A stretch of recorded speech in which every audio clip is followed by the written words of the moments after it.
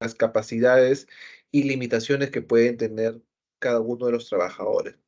¿En qué momento nosotros podemos observar un tema de ergonomía en cumplimiento al 100%? Cuando nosotros otorgamos un puesto de trabajo a personas con discapacidad.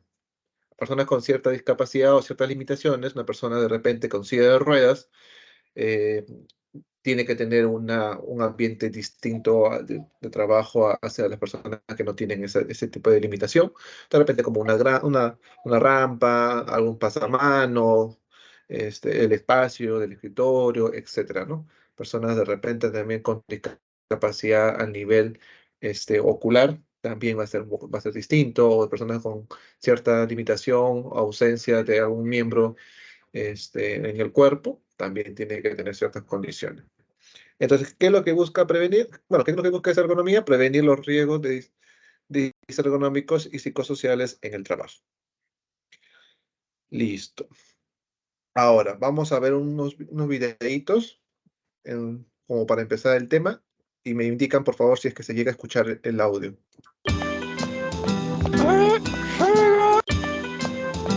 ¿Se escucha el audio? Sí, sí, se escucha. Ya, excelente.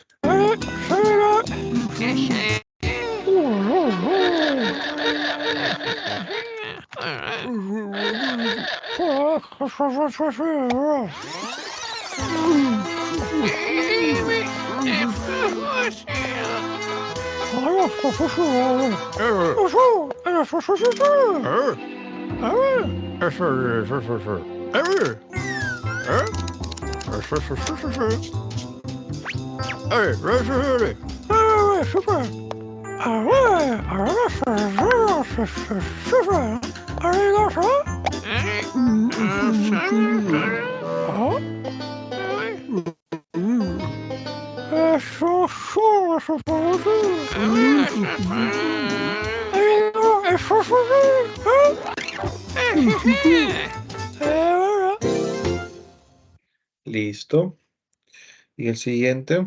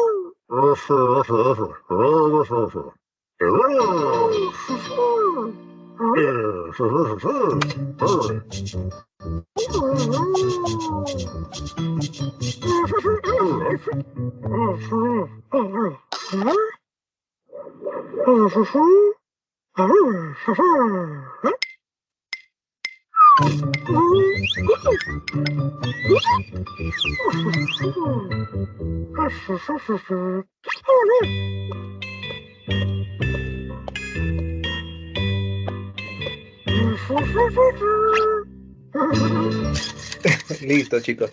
En ambos videos hemos visto que la ergonomía, si bien es cierto, se tiene que buscar el, un ambiente adecuado bajo las limitaciones que puede tener cada trabajador. Se puede implementar ciertas ayudas ergonómicas, como lo que hemos visto, la silla ergonómica. Y esta silla ergonómica, si bien es cierto, es un estándar para todos, pero no significa de que esta silla le va a servir bien para todos.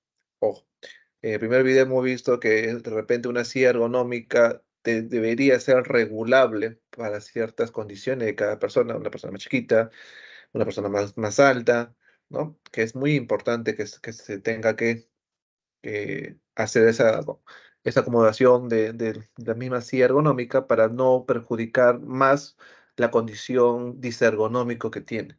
Y en el segundo video vemos que también es necesario poder explicar al mismo trabajador o al mismo usuario la forma correcta de hacer uso de esta silla ergonómica, porque al final, si es que lo usamos de manera incorrecta, va a ocasionar más lesiones osteomusculares en la persona.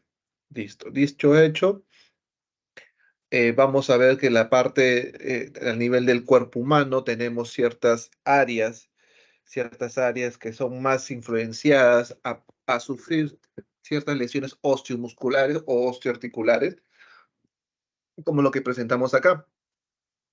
¿Sí? Tenemos, por ejemplo, la columna vertebral, tenemos las vértebras cervicales, que es la parte del cuello, las vértebras dorsales, que es a nivel de la espalda, las vértebras lumbares, que es a nivel de lo que nosotros a veces decimos los riñones, y la vértebra coccigia o sacra coccigia es la vértebra que están más o menos a la altura del glúteo o por debajo un poquito, o sea, por donde empieza la rayita, por ahí es la zona coccigia.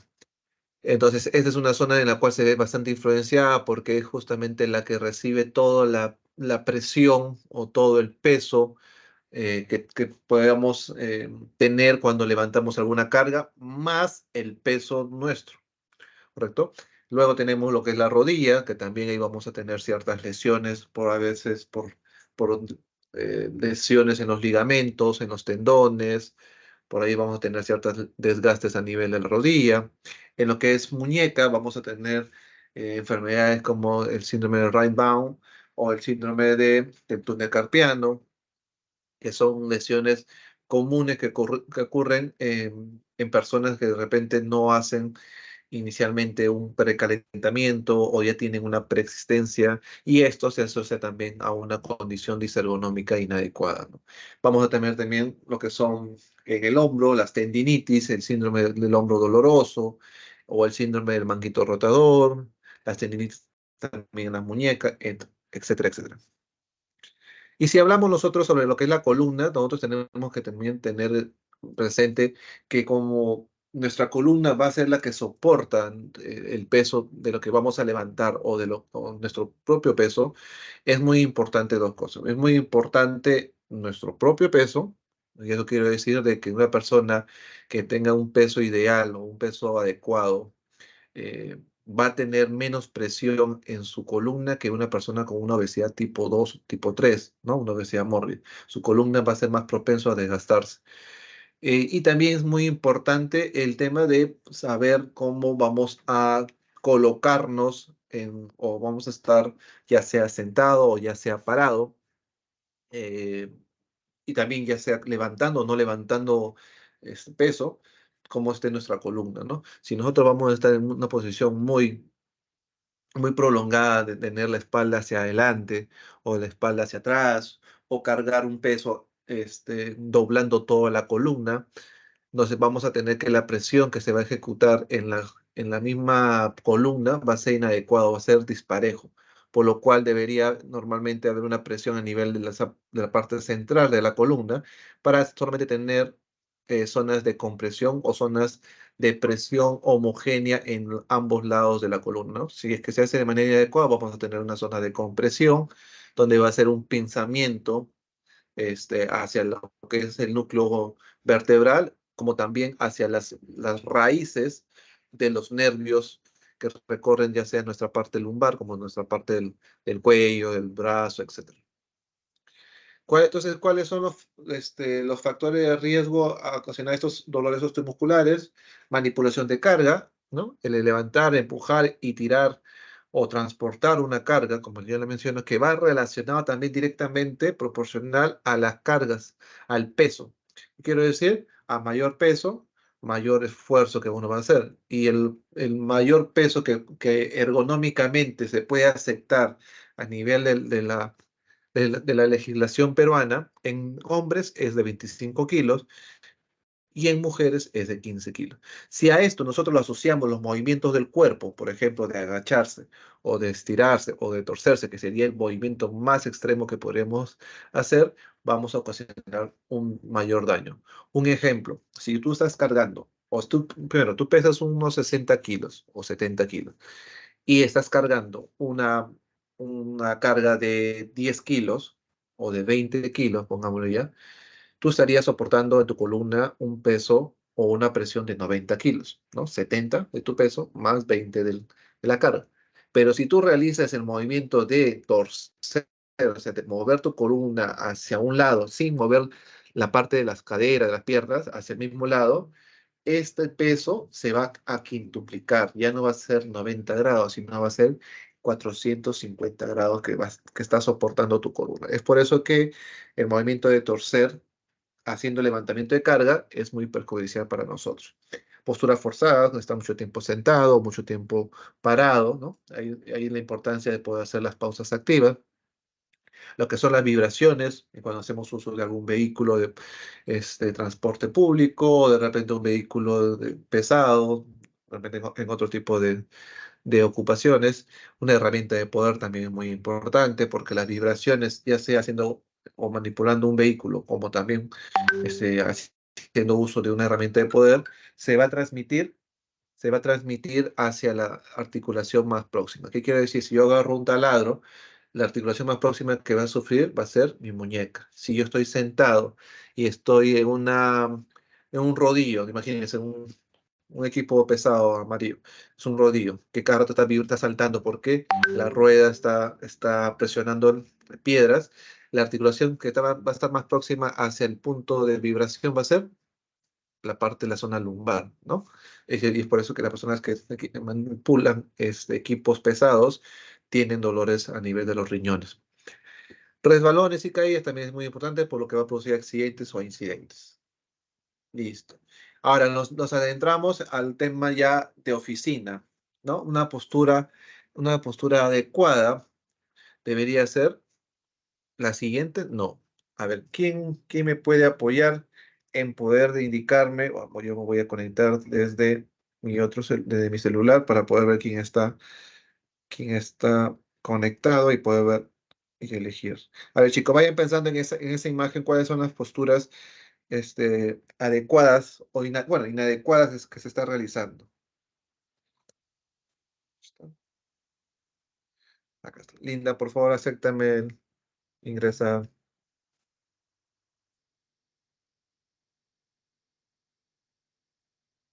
Ahí, por ejemplo, Roxana, Roxana de Goldfish.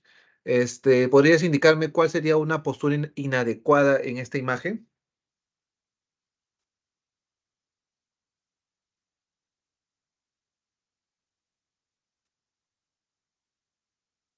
Doctor Blanco, buenas tardes. Buenas tardes. ¿Con quién tengo el gusto? Disculpen, que no estoy viendo quién Le están saluda participando. Aaron Los Santos, Perú LGNG. ¿Qué tal, Aaron? A ver, hermano, ayúdame con esta imagen. ¿Cuáles serían las posturas inadecuadas que Sí, ahí podemos ver ahí? tenemos varias posiciones incorrectas, ¿no?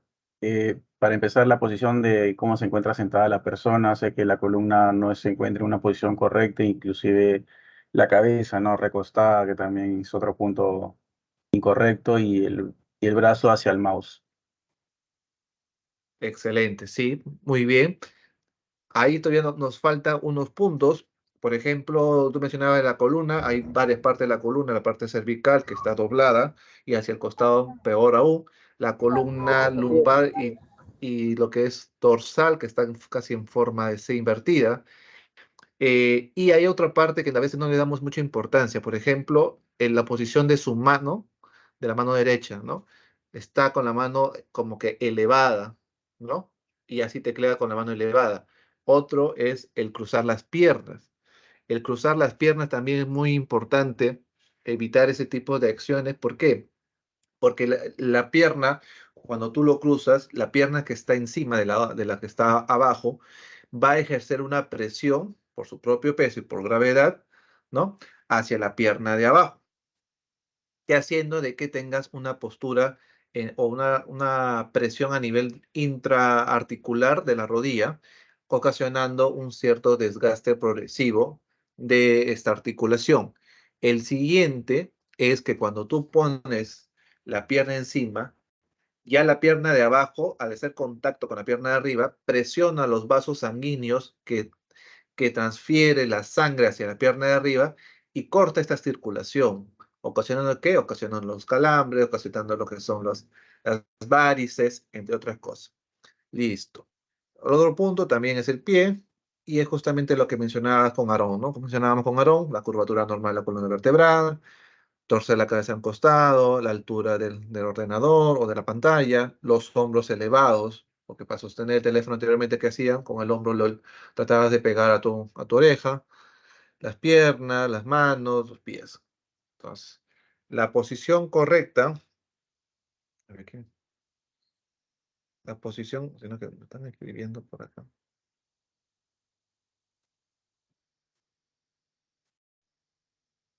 Ya. La posición correcta, por ejemplo, en el tema del uso del teclado es la siguiente. Hacia la mano izquierda nosotros vamos a ver lo correcto y hacia la mano derecha lo incorrecto.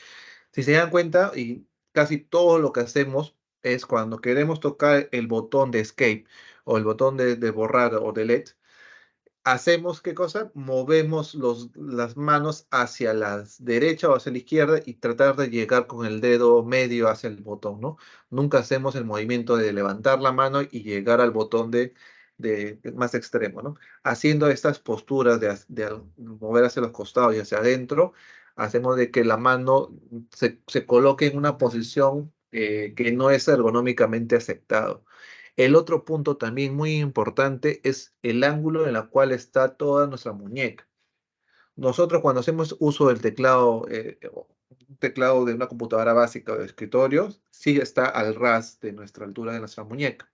Pero cuando, por ejemplo, nosotros tratamos de acomodar nuestra laptop a la altura de nuestra cabeza, de nuestros ojos, digamos así, ¿no?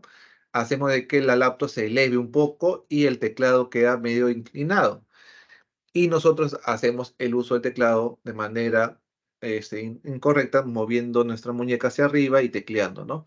Ocasionando a veces inflamaciones en el nivel de la muñeca por un tiempo muy prolongado en esta actividad. Lo que se recomienda en estos casos es hacer uso de un teclado adicional en el momento de que la persona comienza ya a presentar ciertas dolencias, porque esto tú puedes hacer uso de, de la forma con la laptop y elevar la pantalla y haciendo estas posturas como inclinadas, siempre y cuando tú comiences a hacer pausas activas de manera constante, ¿no? De manera una cada 2 horas, te paras un ratito, comienzas a mover la muñeca, a estirar las manos, los dedos, y con eso evitas de que pueda ocasionar ciertas molestias. La otra postura también que se ve ya en casos que han presentado ciertas ya dolencias de tendinitis en la muñeca, eh, o ya tienen ciertos procesos de terapia por dolores a nivel de la mano o de los dedos, es hacer uso en esas condiciones de un mouse convencional. Hablamos de mouse convencional, el ratoncito, ¿no? El que tú pones encima tu mano en forma de C, lo tapas y comienza a hacer uso. En este tipo de casos se puede visualizar en las imágenes de abajo que para optar esa postura hace una pequeña torsión a nivel de la muñeca, ocasionando de que ya la zona que ha estado anteriormente inflamada, ojo, te estoy diciendo que primero tenía que haber una preexistencia del dolor para que pueda ocasionar un mayor dolor, hace de que el proceso inflamatorio o el proceso de recuperación que la persona está teniendo sea más lento, o en todo caso se inflame más. Es por eso que las recomendaciones en este tipo de casos y bajo esta condición, ¿no? De preexistencia de un dolor ya anterior, es hacer uso de un mouse vertical, ¿no? Como se puede visualizar en la imagen, en donde ya no se ve la torsión del músculo a nivel de la muñeca. El otro punto también es importante es el puesto de trabajo, ¿no? Tener ordenado o, digamos, sectorizado nuestro escritorio, en donde vamos a imaginarnos un ambiente o líneas de color verde, que sería la zona donde vamos a escoger o vamos a colocar nuestros utensilios de escritorio, que vamos a hacer uso de forma bien escasa, ¿no? una agenda, un libro, un archivadores, etcétera, ¿no? En la zona media, la costa más celeste que se ve ahí, vamos a colocar documentos mm, que son de mediado uso. De repente vamos a tener ahí algún tipo de cuadernillo que anotamos siempre nuestros datos. Podemos tener ahí de repente una calculadora o de repente algún archivador. Y en la parte más cercana hacia nosotros, que es la zona naranja, es lo que vamos a colocar, lo que normalmente utilizamos a cada rato, ¿no? El teléfono, el teclado, el mouse, los lapiceros. ¿Para qué? Para poder evitar estar estirándonos a poder lograr coger algo que normalmente hacemos uso rápidamente, ¿no? Y evitar así lo que son los estiramientos musculares, como también los accidentes por contusiones. En el puesto de, mismo puesto de trabajo también vamos a visualizar, tratar de evitar los cajones que se mantengan de forma abierta porque vamos a ocasionar ciertas contusiones o golpes a nivel de la rodilla o muslo que nos ocasionaría un dolor muy intenso.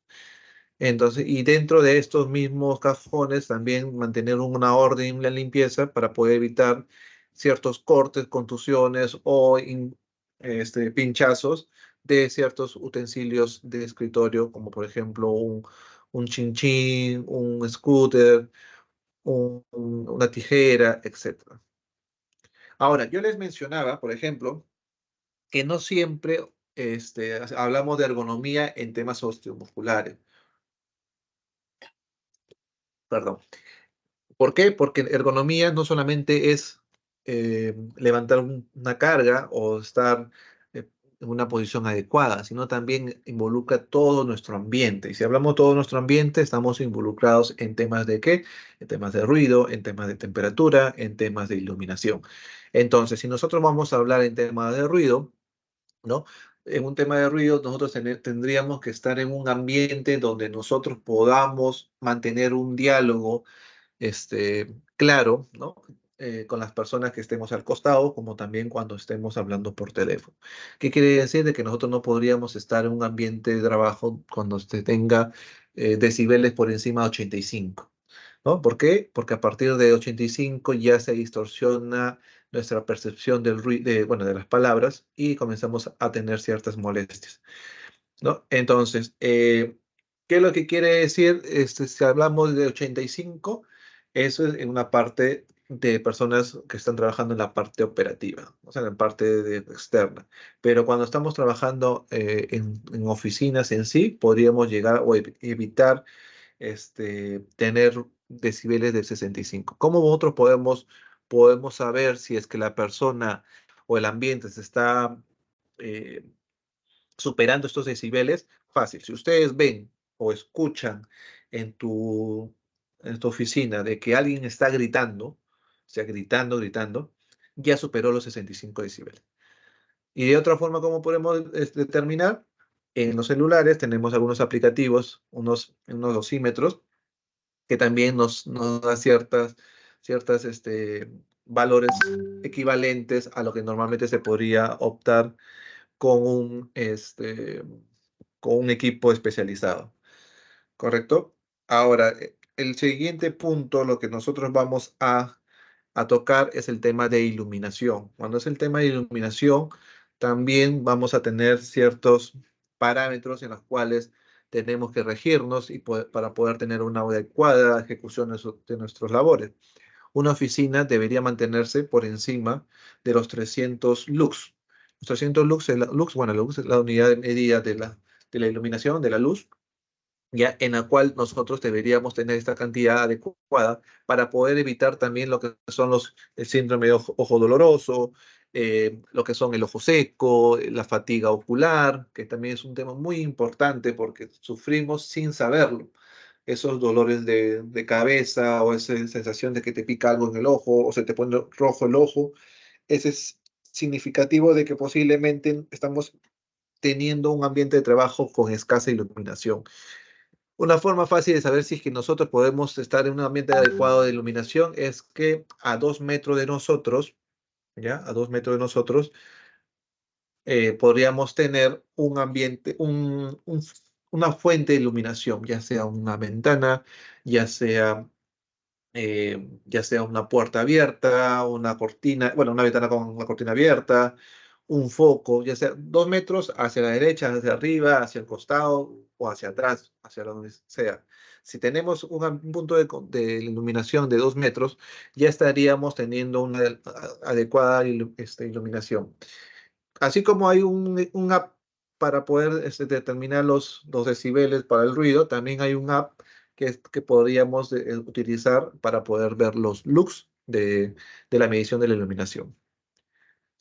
En temas de calidad de aire también es muy importante porque lo recomendable es mantener una temperatura a, de 24 grados centígrados más menos 2 grados centígrados, que quiere decir que va desde 22 hasta 26 aproximadamente.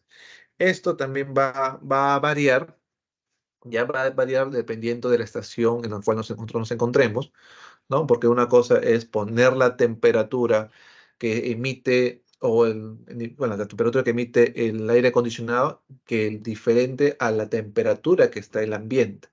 Yo puedo meter por el aire acondicionado 18 grados centígrados que bote aire, pero en mi ambiente se percibe que estamos a 26. ¿Por qué? Porque de repente externamente nosotros tenemos temperaturas de 38, por ejemplo, Iquitos, ¿no? Donde trabajaba en Andoas también. Zonas que son de bastante calor que necesitas un factor o un equipo que emita valores más bajos de temperatura a lo habitual para poder concentrar un término medio. La humedad también es relativa, será de 40% al 90%. ¿Y esto cómo podemos saber? Hay unos ciertos equipos especializados para poder determinar eso. Ahí sí ya el aplicativo del celular ya no existe. Listo, chicos. Entonces, hablado de todo ello, vamos a hablar sobre las lesiones osteomusculares más frecuentes que podríamos obtener nosotros en la parte de la oficina, ¿no? Vamos a hablar primero de lo que es la parte cervical, ¿no? Vamos a tener ciertas dolor o molestia o incapacidad de poder movilizar la cabeza, una cierta rigidez cervical, ¿no? Vamos a poder mover hacia la izquierda, hacia la derecha, y va a ser lo que nosotros conocemos como la tortícolis, ¿no? Que es una contractura muscular cervical. Ya, en estos casos, ¿cómo se tiene que dar solución? De repente, si es una forma aguda, aplicación con hielo; si es una forma crónica, aplicación con calor, algunas pastillas desinflamantes, hacer ciertos estiramientos de pausas activas durante las horas de trabajo. Todo eso, lo que le mencionó, es para todos los casos que vamos a hablar, ¿ya? En temas de lo que es hombro, ¿no? Donde no vamos a poder ni siquiera levantar el hombro mayor a 90 grados, o sea, por encima del hombro no vamos a poder levantar el brazo, o de repente nuestro codo no vamos a poder estirarlo totalmente. En ambos casos, eso es un proceso de una tendinitis, ¿no? Una inflamación de los tendones. Cuando hablemos en relación al tema de las extremidades, ya específicamente a la mano, vamos a tener un cuadro muy común, ¿ya? Que es justamente el del medio, ¿no? Donde comienza a sentir cierto adormecimiento a nivel de los tres primeros dedos que acompañan al dedo pulgar, ya sea mano izquierda o mano derecha. El dedo pulgar, el dedo índice o el dedo medio, este comienza a tener cierto adormecimiento, cierto hormigueo, luego comienzas a tener cierta pérdida de precisión. ¿A qué se refiere con pérdida de precisión? Si de repente ustedes firman de alguna forma algún documento, ya cuando tengan este proceso inflamatorio, ustedes van a ver que su firma va a ser distinta o van a tener cierta dificultad para poder escribir, ¿no? Entonces, todo ello es indicativo de que estés posiblemente teniendo un cuadro de tendinitis que es ocasionado por un síndrome de túnel carpiano. Cuando es en temas de columna, dorsal o lumbar, va a ser igual como la cervical, va a haber imposibilidad de poder movilizar nuestra columna hacia adelante, hacia atrás, hacia los costados, o tratar de girar, porque va a haber un tema de dos cosas. Puede haber un tema de muscular, ¿no? Que hay una contractura muscular, o posiblemente tengamos un proceso de inflamación a nivel medular, ¿no? Podría aparecer por ahí una protusión lumbar o una hernia lumbar. que obviamente por temas de estar sentados no va a ser ocasionado, sino va a ser ocasionado por temas más bruscos que hayas tenido anteriormente, pero que este proceso se podría incrementar tus dolencias por posturas prolongadas que presentes. Y por último, lo que son en las extremidades, lo que es trastorno de circulación, por lo mismo que yo les comencé a indicar, el cruce de piernas, ocasiona esa pesadez en las piernas, ese dolor, o también hasta ese hormigueo que podríamos tener en las pantorrillas. Y para todo ello, nosotros vamos, ¿qué cosa vamos a ocasionar o qué vamos a realizar? Que es lo que son las pausas activas, ¿no? Un dato muy importante, que el 60% de las personas que usan computadoras en el trabajo sufren de dolencias musculares como lumbalgia, y más del 40% tiene síntomas en los brazos y las manos, ¿no? Esto por una falta de realizar las pausas activas, ¿no? Las pausas activas son ejercicios de 5 a 10 minutos, que se podría hacer cada hora, cada 2 horas, dependiendo de la intensidad del trabajo que tengamos, ¿no? Y, por ejemplo, vamos a conocer ciertos movimientos podemos realizar en oficina. El movimiento del no sé, ¿no? Cuando te pregunta tu enamorada dónde te fuiste, tú dices no sé, ¿qué haces? Mueves el hombro hacia arriba, ¿no? Ese movimiento de subir y bajar los hombros, vamos a hacerlo 5 veces. Los que son fanáticos de CR7, ¿qué es lo que hace CR7 cuando acelera su gol? Salta y tira sus brazos hacia arriba y luego lo baja, ¿cierto? Entonces el movimiento de para arriba. Tiramos los brazos hacia arriba, presionamos los que son la parte de la axila y el pecho un poco hacia nosotros y luego lo bajamos. 5 veces también y listo. El, el movimiento de escuadramiento o el movimiento en forma de cruz, ¿no? Donde ponemos un brazo hacia el lado contrario y el otro brazo formamos en forma de cruz. Presionamos hacia nuestro cuerpo y soltamos. 5 veces por cada lado y listo. Por la posición del arrestado, cuando vemos la película de acción, las personas salen arrestadas con los grilletes hacia atrás, ¿no? Los brazos tienen hacia atrás y es el mismo movimiento que vamos a realizar sacando pecho. El movimiento del perrito de taxi, el movimiento de un lado para otro, despacito, despacito. No hay que hacerlo de manera brusca porque si no podríamos ocasionar también una lesión. Y por último, estando sentado, vamos a hacer el movimiento del desfile de 28 de julio, en donde vamos a levantar la pierna durante unos segundos y luego vamos a bajarlo y hacer lo mismo con la otra pierna contraria. Esas serían las pausas activas que podríamos hacer de forma adecuada en oficina para poder evitar este tipo de lesiones que les mencioné anteriormente. Por último, vamos a ver el tema de seguridad, cuáles son los principales riesgos en oficina, algo que ya hemos tocado algunos puntos en la anterior diapositivas. Vamos a tener, por ejemplo, riesgo a lo que son las caídas por un uso inapropiado de objetos, por superficies mojadas e irregulares, por cables expuestos, por uso inapropiado de la silla. A veces estamos jugando con la silla, nos sentamos en el borde o nos vamos mucho tiempo, mucho hacia atrás. Yo creo que por ahí casi todos hemos tenido alguna caída en una silla. Falta de orden, ya sea en el pasadizo, en tu mismo escritorio, omisión de uso de las pasamanos. También esto va relacionado tanto a lo que estás realizando como también a la condición en la cual está también el piso, ¿no? Las caídas que son muy típicas. La medida de prevención, utilizar siempre escaleras en buen estado, evite usar accesos improvisados como las pilas de cajones, sillas, mesas o no trepe las estanterías, no colocar la escalera delante de las puertas, utilizar el pasamanos durante el uso de la escalera y mantener el orden en el área de trabajo. El otro punto también son los golpes, ¿no? Por almacenamiento inadecuado de objetos, uso inadecuado de cajones, sujeción inexistente de estanteres y repisas. Principalmente también yo veo más casos por lo último, ¿no? Que las repisas no están bien sujetas y ocasiona de que sea un estante inestable y se pueda caer las cosas. Medidas preventivas, se debe fijar todos los estantes y armarios al suelo o la pared, llenar los cajones con mayor peso de abajo hacia arriba y de atrás hacia adelante. Es recomendable que los cajones tengan un tope para evitar su caída, eso es cierto. También tanto un tope en lo que es el contenido como también en el apilamiento, ¿no? Evitar colocar sobre los archivadores objetos susceptibles a caerse y mantener cajones cerrados posteriores al uso de los mismos. Listo. Por último, la última diapositiva, ya la penúltima, en caso de electrocución o cortocircuito, va a ser a causa de sobrecarga de enchufes, un uso inapropiado de extensiones, uso de equipos con la mano mojada, uso de conectores múltiples, ¿no?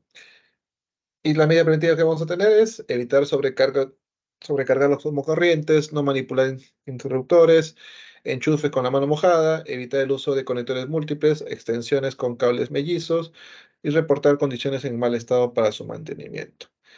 Creo que todas estas medidas de prevención son ejecutables tanto en la parte laboral como también en la parte familiar, ¿no? Y podríamos emplearlo de manera adecuada. Listo, chicos. ¿Alguien tiene alguna duda o pregunta? Si no, eso sería todo por mi parte y pasaríamos a lo que son el cuestionario, como también al registro de... Listo. A ver, ¿quién está? A ver, por acá tengo... Están levantando la mano. ¿Quién está levantando la mano? Víctor Estrada. Dime, hermano. ¿Cómo está? Buenas tardes, Está, doctor. está bien. Es muy Dime. interesante el tema de la capacitación, la charla que ha dictado, el tema de ergonomía. Lo gracioso es cómo podríamos implementar eso aquí en el proyecto Club Petro, porque hace tiempo enviamos un correo sobre el tema de la altura de la laptop. No llega a la vista, por lo tanto ya estamos con la vista hacia abajo, ya teniendo afectaciones en temas ergonómicos, ¿no? Eh, el Sí, tema mira, del te mouse, comento. tenemos el mouse echado, ¿no? Entonces, como nos muestra en la presentación, debemos utilizar el mouse vertical. eh, No, en esa y también parte, Víctor. el tema de la silla, Víctor, bueno, sí, sí, sí, ya, te comento. Sí y no. Primera parte, en primer lugar, sí estamos haciendo ciertas implementaciones con el área SGI en temas ergonómicos ya de oficina. Igual yo te pediría que me reenvíes ese correo que has enviado en su momento para hacerle seguimiento. En segundo punto, el tema de los accesos de oficina, como el uso del mouse vertical, les hablé que es uso específico cuando hay una condición preexistente de un dolor a nivel de la muñeca o esté la persona ya llevando terapias. Mientras que no tengamos esa preexistencia, podríamos hacer uso del mouse cotidiano, siempre y cuando haciendo las pausas activas que nosotros podríamos realizar. Y creo que trabajos de oficina sí nos permite hacer las pausas activas cada cierto tiempo, de estirar la muñeca, hacer ciertos movimientos de la muñeca, etcétera. ya. Entonces la otra pregunta sería, ¿cómo sabemos si verdaderamente nos está fastidiando la mano porque de repente estamos haciendo un mal uso o podríamos tener eso? Sería un programa de Justamente ahí evaluación. yo les explicaba, en una de las diapositivas cuáles eran los síntomas que podríamos tener en lo que es el síndrome del túnel carpiano. No, no es que de un momento a otro te duele y listo, no. Hay cierta Claro, clínica, adormecimiento, hormigueo, pérdida de sensibilidad, pérdida de lo que es de precisión al hacer tus actividades manuales. Y obviamente también esto va acompañado con ciertas evaluaciones que te podrías realizar, ya sea inicialmente conmigo, o sea, dándome el aviso, como también yendo posteriormente a un traumatólogo. ya, ok. Listo, muy buena la aclaración para poder nosotros hacer presente a los demás para dar el aviso correspondiente si es pertinente en todo caso y ver, ¿no? Las Sí, alternativas y las soluciones, ¿no? Para entenderlo bien. más bien, como te digo, Víctor, envíame ese comunicado, ese correo que hayas podido enviar o informe a mi correo para poder hacer el seguimiento de ese punto. Sí, sí, doctor, ahora ingresando al turno, por lo mismo que nos indican de las charlas que tenemos que estar, antes entonces estoy ingresando en horas no laborables, entonces ingresando al turno voy a estar remitiendo el correo para continuar con esas evaluaciones, ¿no? Que es muy importante. Listo, chicos. Listo. Entonces, Agradecería, doctor, ¿alguien más? Ah, agradecería si nos podía enviar, tener a la mano las presentaciones, ¿no? Lo de la charla. sí, sí, yo ahorita acabo, cierro el team y les envío a los grupos, ya que estoy en todos los grupos. Menos el de Cayabeco, que estoy esperando que me agreguen a Cayabeco. Muchas gracias.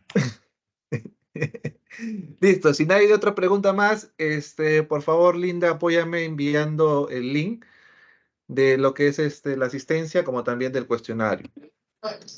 Sí, doctor, muchas gracias. Se está enviando aquí al chat de la capacitación el link de la evaluación. De todos modos, se les está enviando también en los grupos de WhatsApp del que compartimos todos. Me informan, por favor, si tienen algún problema para que puedan ingresar. Ojo que la diapositiva lo voy a mandar después.